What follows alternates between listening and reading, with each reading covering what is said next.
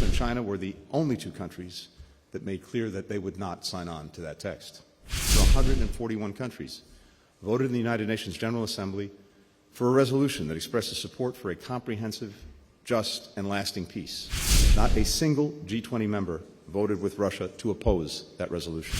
We met here in Delhi roughly 1 year after President Putin launched his war of aggression on Ukraine, and 1 week after 141 countries voted in the United Nations General Assembly for a resolution that expresses support for a comprehensive, just, and lasting peace, in accordance with the United Nations Charter and its principles of sovereignty and territorial integrity, and deplores the human rights and humanitarian consequences of Russia's aggression.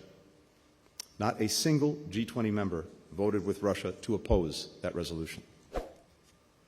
The Chair's statement by India today reaffirmed the declaration issued by the G20 leaders last year in Bali, which, and I quote, strongly condemned the war in Ukraine and stressed it is causing immense human suffering and exacerbating existing fragilities in the global economy, end quote. Russia and China were the only two countries that made clear that they would not sign on to that text. 18 members of the G20 also reaffirmed that it is, and I quote, essential to uphold international law and the multilateral system.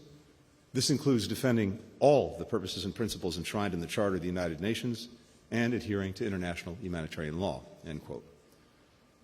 Every G20 member, and virtually every country, period, continues to bear the costs of Russia's war of aggression, a war that President Putin could end tomorrow if he chose to do so.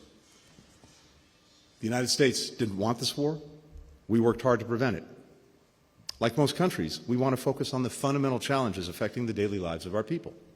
So, even as we stand with Ukraine while it defends itself, as any nation would do in that position, we're also determined to keep working with other countries to deliver solutions to these shared challenges. And that's exactly what we did today at the G20. These challenges include the unprecedented food security crisis around the world,